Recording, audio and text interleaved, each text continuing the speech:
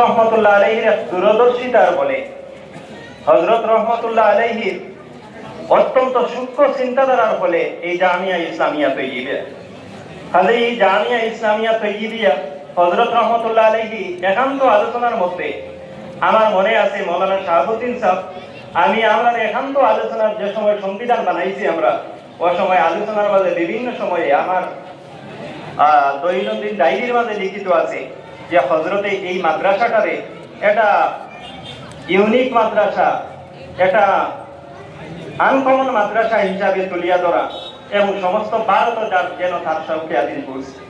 আমি মনে করি এই 3 দিনের যে প্রোগ্রাম হয়েছে আমার হযরতুল উস্তাদে ফরমাইছে যে এই প্রোগ্রাম 3 দিনের যে ওয়ার্কশপ হয়েছে এর মাধ্যমে আমরা হযরত রহমতুল্লাহ তাআলা আলাইহির যে চিন্তাধারারে সামান্য পরিমাণেও আমরা দুর্বল মানছি অন্তত পক্ষে কিছুটা আমরা পৌঁছাইয়া দিছি।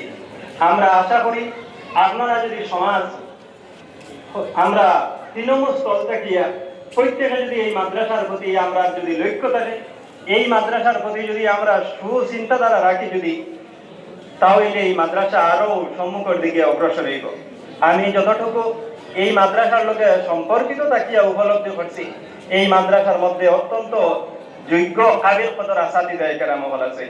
আমি দেখছি ইকানোর মধ্যে লেওয়াজিল্লাহ ফুলুসিয়তের সহিত কাম করেনেওয়ালা উলামায়ে কেরাম আল্লাহ পাকের মুনশা আছে, আর তুলাবা আপনার মধ্যে ধীরে ধীরে একটা অগ্রসর হওয়ার মানসিকতা আমরা দেখতে পাইয়া। আমরা আশা করি এই জেলার এটা প্রাণ কেন্দ্র এই জায়গা, আর এই জায়গা থেকে সর্বত্র হেদায়তর সর্বত্র ইসলামের একটা বাণী নবীজির সুন্নত চতুর্দিকে ছড়াইয়া পড়ব এই আশাটা আমরা রাখি।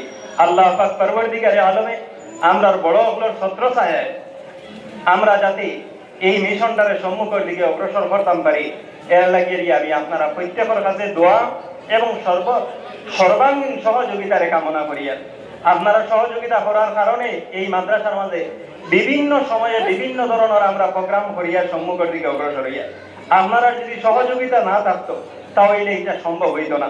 হযরত মাওলানা এই ওয়ার্কশপের মাঝে হযরত মাওলানা আতিক আহমদ বস্তবী সাহেব যাইন আরবিয়ান দেশ ইউরোপিয়ান দেশের মাঝে যান সফর হয় তাই কালকে রাত্রে এক আলোচনার মাঝে কইছে যে মাওলানা তৈয়বুর রহমান সাহেব খান বাসা যে তাই যে দূরদর্শিতার ভিতর দিয়ে এই মাদ্রাসারে কায়েম ঘটলা আমি দেখতে পাই আর এখান থেকে একটা রুহানিয়ত বাইরে।